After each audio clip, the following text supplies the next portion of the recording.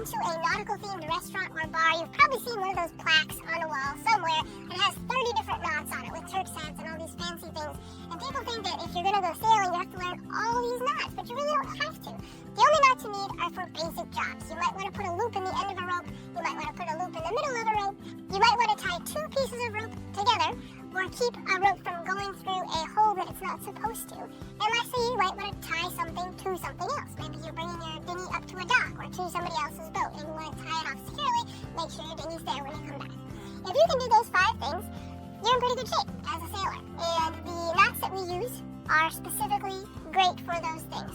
They're also great knots because the knots we use are knots that we don't have to think a whole lot about. We can kind of tie them without looking at them. They're also knots that hold well when you put them under pressure, and they're easy to break apart so that when you take the knot out, you're left with an undamaged piece of line. So those are the criteria that we use to choose the knots that we're doing. When you've mastered a knot, you will know it because you will be able to know when to use it, you'll be able to tie it, and you'll be able to tie it under pressure when the boat is rocking or something is going wrong and you need to get it done right away. So I challenge you, as you're going through these 5 knots, you can pause the video, you can practice how to tie it, make sure that you know how to tie them and tie them quickly and that you know what they're used for. Alright, knot number 1 is a stopper knot or a figure 8 knot.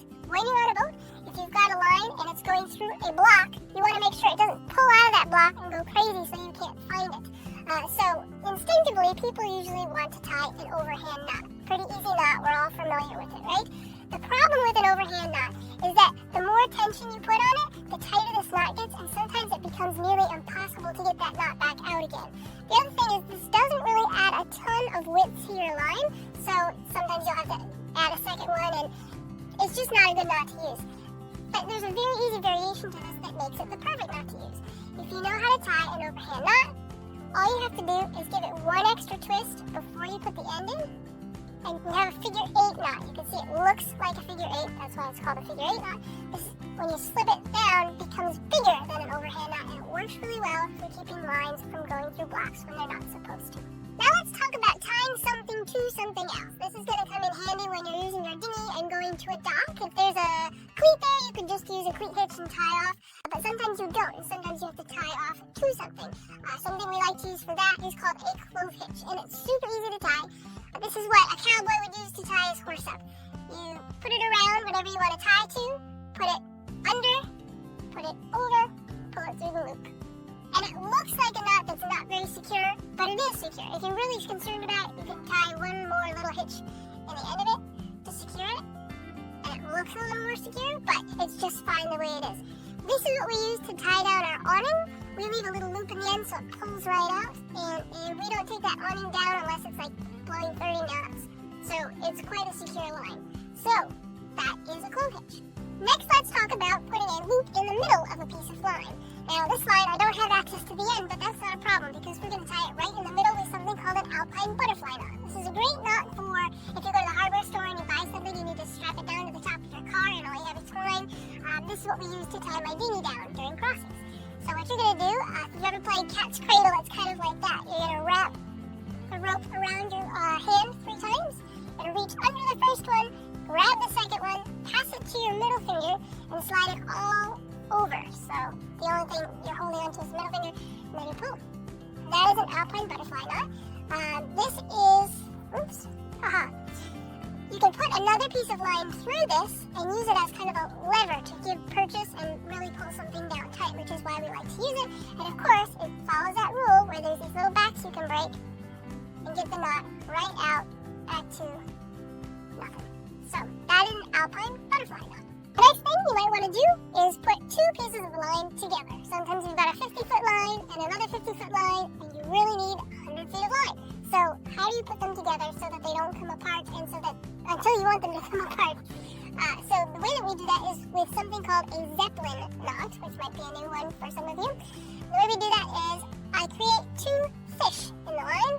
See how I have a fish here, and I'm going to have a fish over here. I'm going to make sure that you can see here the tail, the shorter end, is in front to you, and here I'm going to make sure that the shorter end is in back to you. How well you can see that. Then I'm going to take the one that's in the back and put it in the back, and the one in the front, and trade them through each side. And I get some something that looks like this. This is a Zeppelin knot, and it's going to hold really tightly and keep these two pieces roped together. Remember, the other characteristic is we need to be able to get it apart again. And you can see it's got this handy little loop, one on either side. So you just break its back, and it comes right apart. And that's a Zeppelin knot. Some of you might be saying, well, can't I do a square knot for that? And you can, but there's a problem with it. Let me show you. So if you tie a square knot, there we got a square knot, right? What happens if anything catches on this square knot, you can easily transform it into something like this and something like this, which will pull right out. That's not what we want. So the Zeppelin allows you something that's going to stay tight until you decide you want to pull it out. The very last knot I'm going to show you is a bowline, which everybody knows. If they're a sailor, they all have a different way of tying it. I'm going to show you how I tie it and the shortcut way that Clark sort of invented to tie it. Both of them work pretty well, sometimes in different situations. The way I tie a bowline is to wrap it around what I'm going to tie to. Then I take the standing end, and I make a loop in it. I think of the standing end as the tree.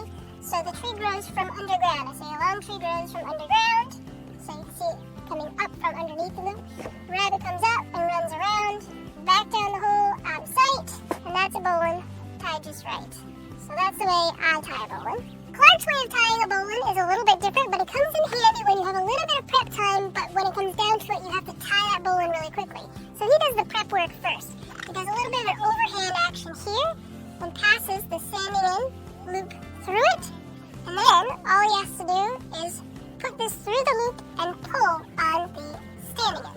So, the way this works, put it on the leg, pull this all the way through, and pull that, and kind of push it so it goes inside out. You'll see, that creates a bowline. So if you can practice that, and just practice all these knots really while you're sailing, while you're just sitting, keep a piece of rope in your pocket. If you go to the waiting room or something, instead of getting out your cell phone, just practice some of these knots with a piece of rope. And they'll get really good. They'll become second nature. And make sure you know which ones to use when. Maybe we'll do that. I'll put up a little few slides at the end here and see if you can match up the right knot with the right use. If you'd like to learn more about knots, there are two resources we can recommend. The first one is a book by Brian Toss called The Rigger's Apprentice. Ours is actually falling apart. We just got a new copy because we've used it so much. It's really well illustrated and walks you through step by step how to tie all kinds of different knots, even the decorative fancy ones that you don't need, but are kind of fun. We have wedding rings that we made out of turk's heads and other fancy things that we've done on the boat. It's kind of a cool hobby to have. So check out Rigger's Apprentice by Brian Toss. We'll put a link in the description. And there's also a YouTube channel called the Paracord Guild. You can check out, he has really great up-close videos that walk you through step-by-step how to tie knots. You can slow it down, you can speed it up, and it's a really great way to learn some knots. So check those out, and we hope you have fun. If you guys want to know more about knots, we can do a video about splicing. Clark is able to do that. We could also do a video about whipping, which is what you do to contain the end of a line. You can melt these, but it doesn't always hold very well, so we do something called whipping, which is a very easy skill to learn as well. If you have a favorite knot or some tips about knots, please leave them in the comments below. Give this video a like and a share, and as always, please subscribe. And thank you to all of our patrons for helping us keep everything tied together. You guys have a great day, and we'll talk to you next week. Grab this and pull this. So, put that right.